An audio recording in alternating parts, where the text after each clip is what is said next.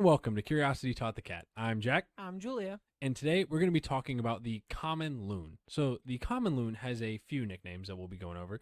So, these are in other languages, so please forgive me if I absolutely butcher their pronunciations. We're going to try my best. So, the first one is Spanish, and it's the Calimbo Grande.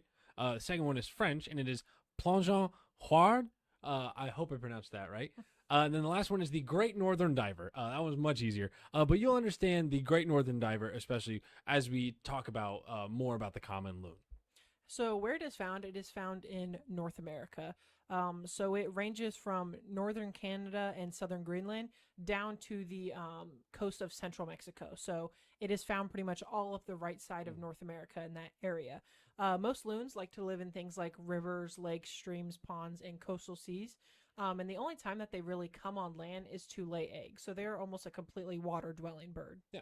And then as for what they look like, they usually have black or gray feathers, and they might have white patterns on their wings, neck, and breast.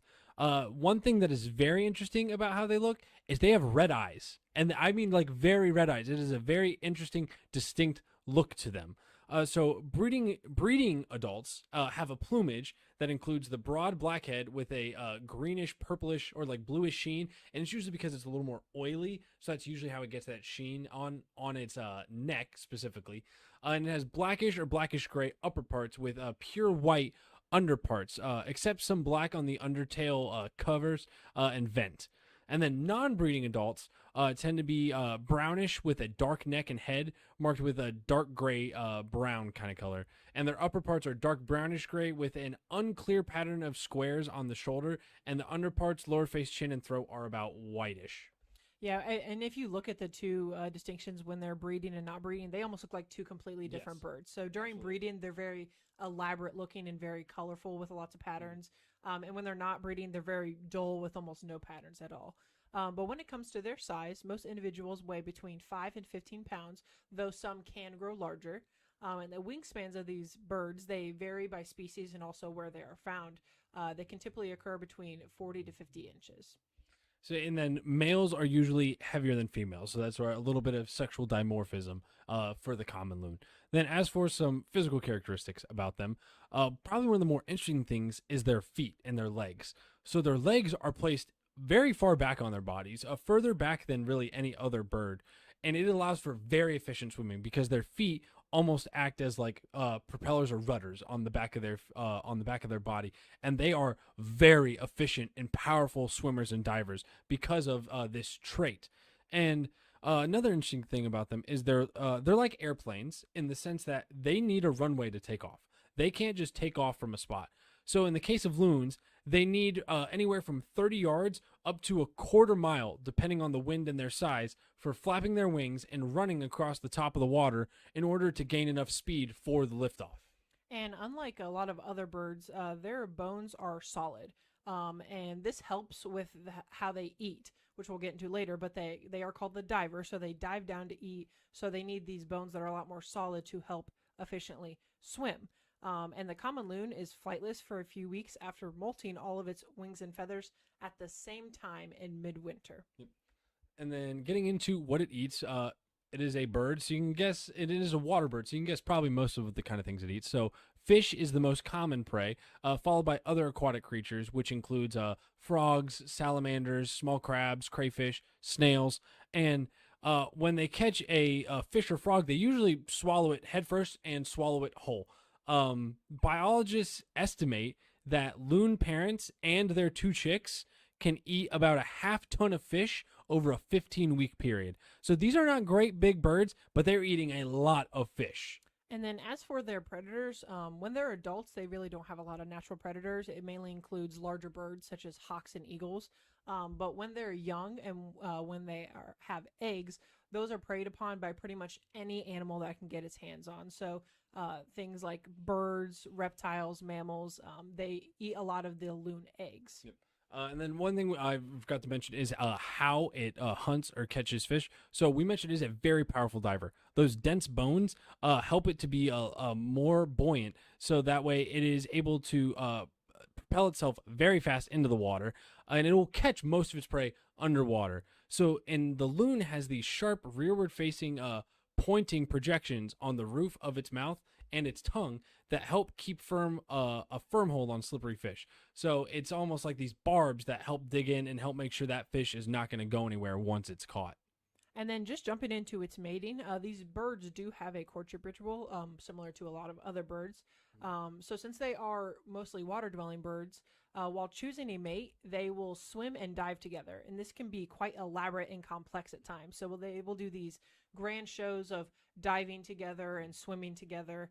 But once they have found the perfect mate, the pair will build a nest alongside the shore of a bank of their water, whether it be lakes, streams, rivers, things like that. Yep. And then once the eggs are laid, it usually takes about a month for the eggs to hatch. So we mentioned earlier, loons are water birds, so they're only going ashore to mate and incubate eggs. So that's the only time you're going to see them on the shore. And then after the eggs hatch, similar to other birds, they are pretty much completely on their own at about 12 weeks. So the parents will head off for migration in the fall, and this will leave the juveniles to stay and flock together and kind of make their journey south a few weeks later. And then once the juveniles actually reach coastal waters on the ocean, they'll stay there for the next 2 years.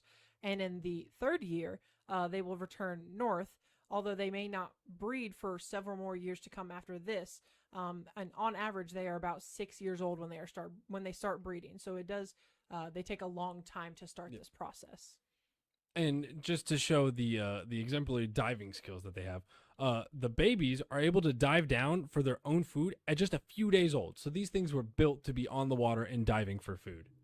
And then as for their lifespan, the oldest recorded common loon was a female, and she was at least 29 years and 10 months old, so almost 30 years old. And she was spotted in Michigan in 2016, and she was identified by her band. And she was originally banded in the same state in 1989, which is how they know pretty much her exact age. Yeah. And then getting into more behavioral things for the common loon. So family, society type things. It varies by species. Most of them are solitary, but they do occasionally congregate in larger groups.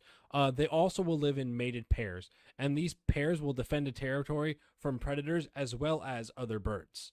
And then as for communication, they are birds, so they make a lot of noises.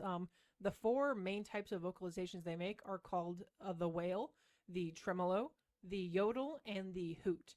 And so the first one, the wail, is probably the most what it's most known for.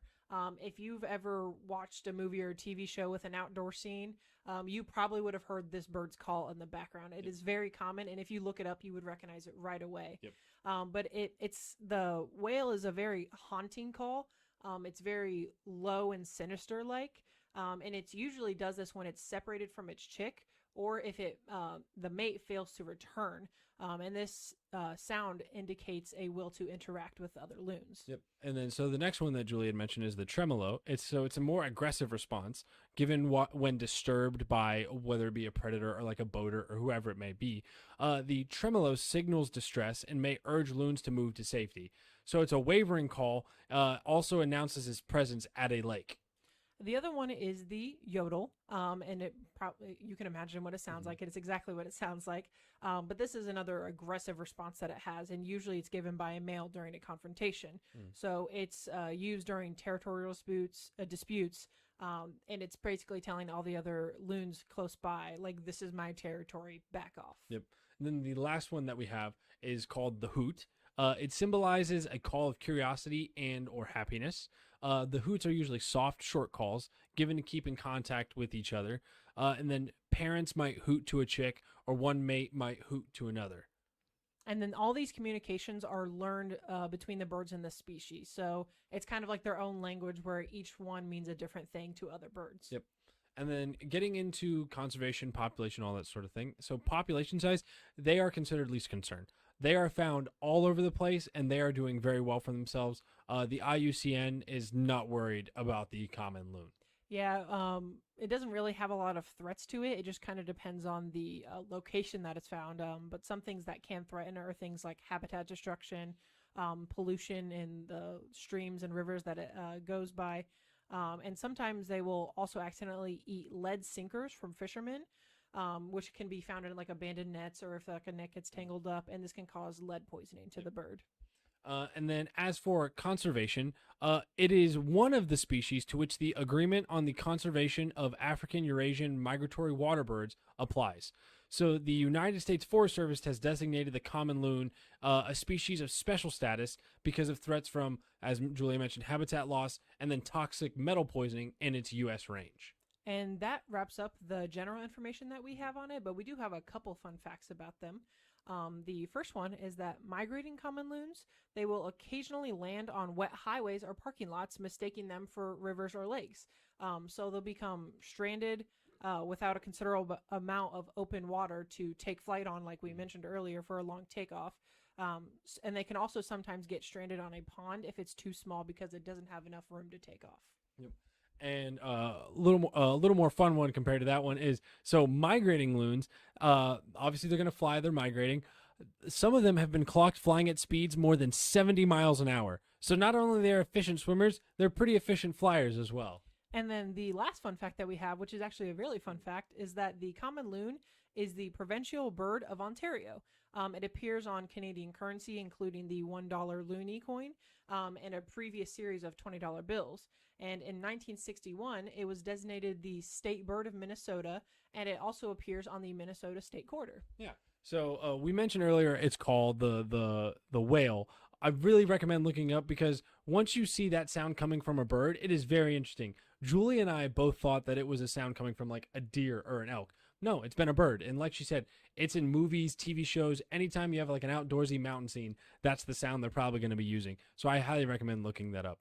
And that pretty much wraps up everything we have on the common loon. I hope you enjoyed. It is a very interesting bird and one that I really hope to see at some point. Be sure to join us next time where we're going to be talking about the Mexican tailless whip scorpion to help start off the month of October and some more spooky, creepy animals. Thanks for listening.